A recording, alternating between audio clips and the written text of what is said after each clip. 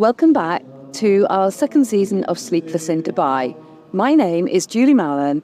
I'm a sleep expert here in the Middle East. I'm also a corporate speaker, but most importantly, I'm a mother to three beautiful, beautiful daughters.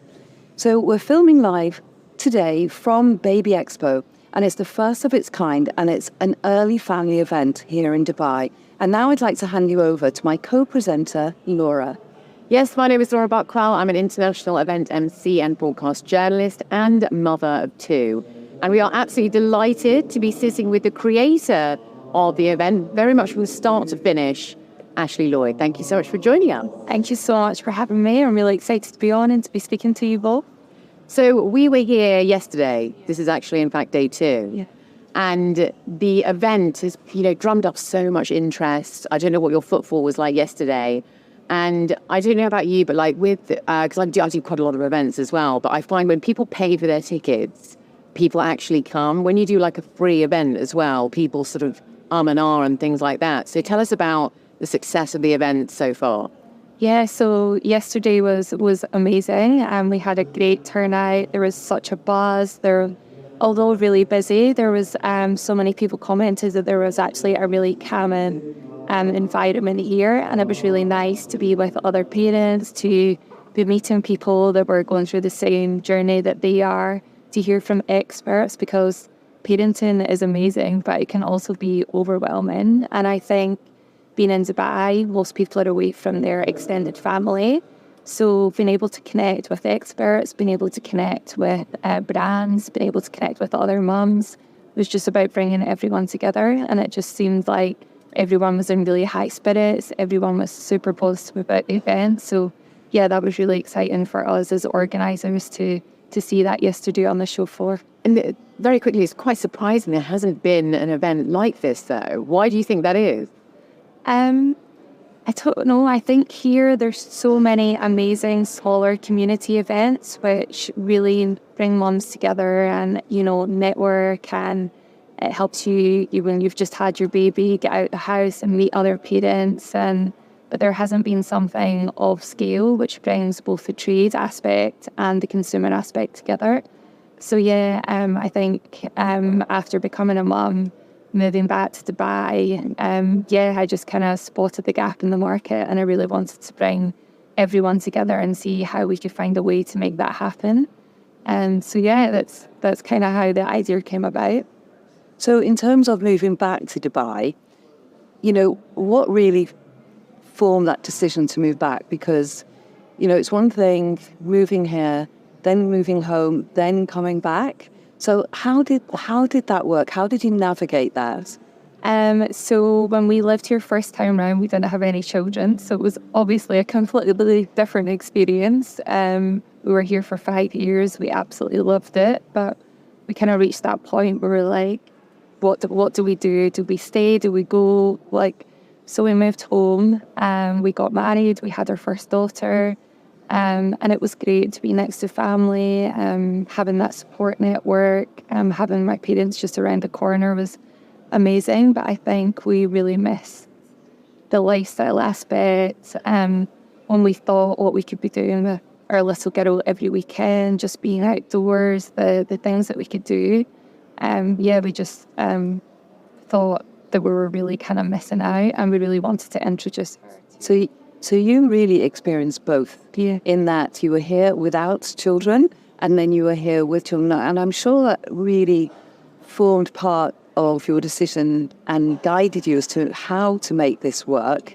Because I totally agree with you. I was here on Thursday night when everyone was setting up. But even then, honestly, the real buzz around the place, but it was all about teamwork. It was about people coming together.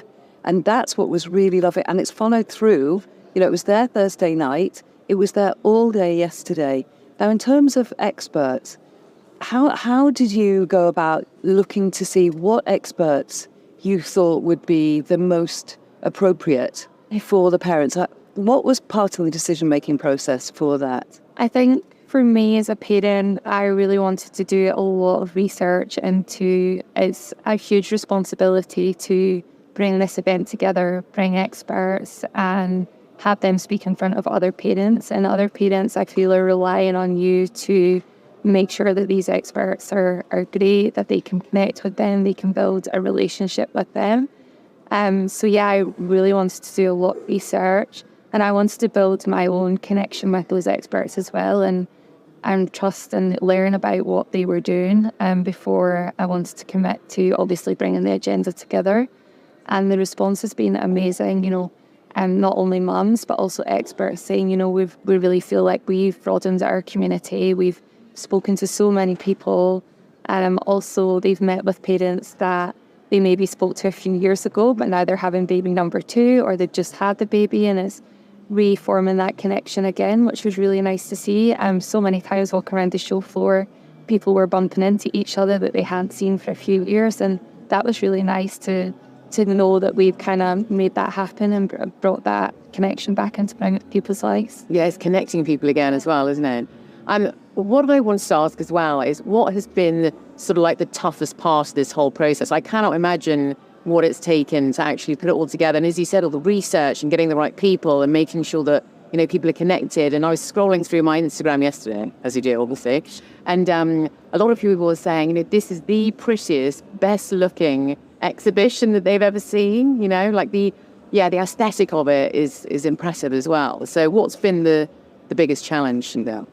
I think obviously we wanted to have the trade aspect and the consumer aspect, so it was really finding a way to bring them together, because traditionally you would either go to a trade fair or you would go to a consumer event. You wouldn't normally kind of have those in close capacity, or you would have them on separate days or separate halls. So yeah, it was finding a middle ground to bring those both together.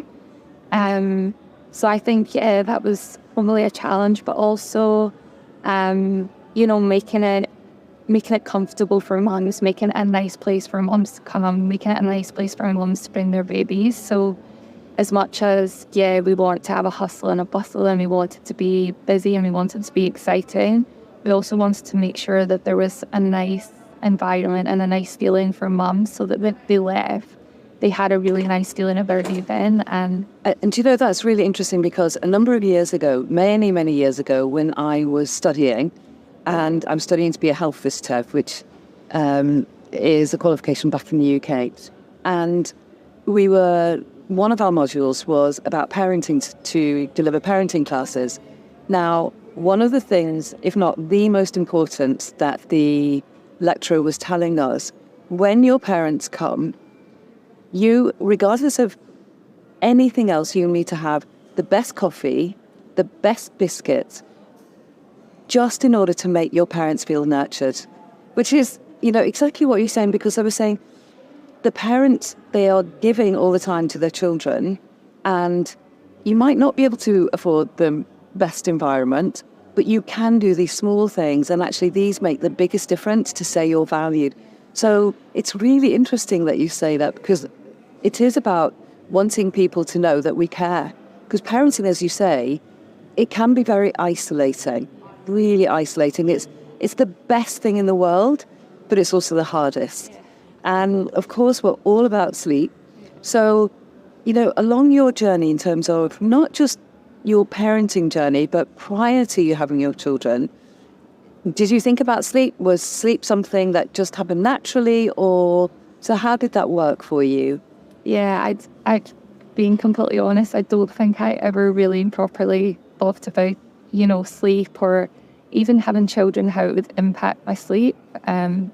I definitely loved my sleep, so I won't lie, it was my favourite thing in the world, and obviously that completely changes, and especially having your first baby, those first few weeks, you feel like almost like a zombie. You're trying to adjust, you're trying to regulate, so probably I was naive before having children, thinking about sleep. Obviously, if you had a stressful day, or, work was busy, or you had exams or things like that, you probably didn't have as good a sleep, but you would almost catch up on that the next night. Whereas when you're a parent, you often don't have that opportunity to catch up on that, those hours of sleep that you've maybe missed. Because you've got really young children, right? How old are your kids? 3 and 20 months. Wow. So you've had to juggle them and, the creation of this as well. How have you slept through all of this? Yeah, I don't think this past few weeks my sleep has probably been the best. But yeah, I think the adrenaline probably at that point's been carrying me through. I think obviously having children as well, I'm used to less sleep because just through nature of parenting, you probably survive on less sleep. But yeah, I think post-event, I'll be looking forward to having a bit more. And that's the thing, I mean, there was two things which strike me frequently, but yesterday, because of the number of parents that were here and pregnant couples that were here, even though I know it, but when they're saying it to you, it really strikes home. They said, we have no idea about what's going to happen after the baby. We don't know anything about sleep. And, when I was saying different things to the parents yesterday about how babies are born without any melatonin, how different cognitive leaps and how, after the first year, children's night sleep is actually so much more valuable than their day sleep. And we mustn't think we can compensate poor nights for the day. And it was so revelationary to them. And it's that knowledge that, again, with Baby Expo, I think that's what you're going to have the opportunity, again, very much to raise that awareness, not just about sleep, but also about creating that community. Because I exactly had that experience yesterday, again, where I was bumping into people who 4 years ago I had done sleep work, and they come up to me and say, "Do you remember? And here's, look at Mrs." So it was very much almost like a family feel about yesterday. Very quickly, we're going to just quickly cut to a commercial break. We'll be back very soon. Herveya's mission is to create sustainable, non-toxic sleep solutions that support healthier lives and a healthier planet. And so we've partnered with Nurtured Sleep to create the ultimate organic mattress for little dreamers. Made from certified organic latex, breathable, durable, non-toxic, and no off-gassing. With a soft, washable bamboo cover, it's easy for parents and safe for baby. Ultimately fully organic and available in 3 sizes. Visit herveya.ae to learn more. Hello and a warm welcome back to Sleepless in Dubai. We are with the wonderful Ashleigh Lloyd. Right, just continuing and picking up from where we left off. I actually wanted to ask Julie what advice you had for Ashleigh, when we're in these stressful situations, when it's hard to switch off, when you're working very long hour days, what can we do to get the best amount of sleep and the most amount of sleep into our schedules? There's 2 parts to this answer. One is that not to stress about sleep. We have so much information now. It is causing so much anxiety around sleep. And people are saying, I haven't had this amount. Is it going to impact my long-term health? I'm definitely getting Alzheimer's because I'm not sleeping. That's not going to help us at all. And our mind is racing. So don't stress about the sleep because less is more. And often I speak with clients who they're doing this, they're doing that, and it's like, you don't need to do any of that. Just focus on calming your brain down as much as you can. The second thing is that exposure to light first thing in the morning. So be mindful that our sleep starts from the second we wake up in the morning. So just get outside. And even here, the lighting is counterproductive to our sleep. So if there's any way at all that you can just nip outside for 2 minutes, that's all. That's all you need to do. 3 minutes is even better. Stand outside, natural light, and that helps to set yourself up for sleep in the evening. Now, the other thing is, I'd like to say that we can make up for lost sleep, but we can't. That aside, how can I get the best sleep? So it is about looking at last time you eat your meal, making sure you don't go to bed hungry. And if, for example, because intermittent fasting, we know now, there is so much research around intermittent fasting. And of all the fads of diets and everything else, actually, in all the years, this is one of the elements within our lifestyles that actually could be the most positive for longevity and for our health. But we mustn't go to bed hungry. And just to have 1 teaspoon of honey with nothing else, just off the spoon, 1 teaspoon, that is actually going to stabilize your blood sugar during the night. So the brain isn't foraging for food and interrupting. So that's something that can really, really help with your sleep. That's it. Don't overcomplicate it. That's what we do too often. Some nuggets there always from Julie. I love it. Also, what is your plan for after this? Is it sort of rest and relaxation? Is there a lot to do after the show? What's the sort of process when you sort of tear everything down? Yeah, so I think we'll have a few days just to kind of spend time with family and just relax a little bit. And then, Sleep? Sleep for sure. Sleep. And then, we'll obviously kind of go through everything, look at, all the successes, but also look at things that we can grow on, we can improve on for next year. And then, to get the plans in place. We've already started rebooking yesterday for next year. So, it's already moving forwards. But, I think we'll all just kind of have a few days to recuperate a little bit and, just spend time with family. And going back to Dubai is, one of these places where, you can be an entrepreneur, you can be a mum, you can get the help, it's a special place to be in here if you want to do something like this anyway, Yeah, absolutely. That's speaking to so many experts as well, whether they be in healthcare or whether they be in other aspects of parenting and children. And they were saying, for them, this event's been amazing because perhaps where they're from, it would have been, working in a hospital. There wouldn't have been that much to do outside of that. But here they've got so many opportunities and they've been able to connect with so many people that they can then look at their own entrepreneurial journeys, which is really nice to hear. Yeah. That we can kind of support that further. And actually, that's really important. Talking about your entrepreneurial journey, what would your present self say to your former self, maybe 10 years ago, prior to you having children, prior to you doing something like this? What would you say? What would be your message to your former self? When I look back now, I always think that I'm so glad that I done things. I think you kind of overanalyze when things are happening in your life at one point. You kind of overanalyze, and you can be quite tough. You obviously can be your own worst critic at times. But when I look back now, especially having children, I think it makes you reevaluate and really kind of refocuses your priorities. I when I look back, I think there's obviously a reason that everything's kind of happened this way. And I feel like everything that did happen has led me to where I am today. So even when there's been highs, there's been lows. I think, if it wasn't for those, then it probably wouldn't be where I am today. So I think one thing I always think is don't be so hard on myself. When I think back, if you had a bad day at work or you didn't get the job you applied for or things weren't going your way, I always think, don't be so tough on yourself. Just kind of keep strong, keep believing in your ability. And that's almost a contradiction, isn't it? Because we're constantly being reminded to be compassionate with ourselves as parents and to be compassionate because it is so hard. But it's not just as parents.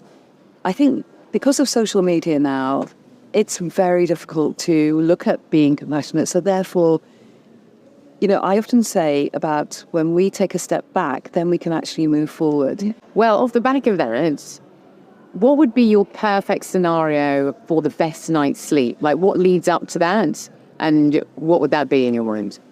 I think my best night's sleeps are when I've had a really nice family day. I've spent time with my children. I put them to bed. They've gone to bed happy. I've been able to lie with them, do a story, talk to them about their day. My little boy is obviously just kind of starting to speak, but my little girl, she's got such an amazing imagination. So I always like to hear about her day and what she wants to do the next day. And I think when I've had days like that, and I've been able to spend time with them, particularly at the weekends, I always feel like I have a really good sleep. Yeah. So how does that work though? Is it that you dim your lights at a particular time? Is there a routine that you do every single night or not particularly? Not particularly. I always I feel like during the week when you're working, it's hard to kind of switch off a little bit. You're always checking emails, or you forget something. You're like, oh, I better make a note on my phone for tomorrow. Whereas probably all weekend, I try not to use my phone so much at night. I try to kind of, once I put the kids to bed, spend a bit of time with my husband, and I don't look at my phone. So I think that probably helps, because my brain is not, racing about and trying to remember so many things. Yes. And again, if we're looking at sleep, it is so important to recognize the impact of the phone.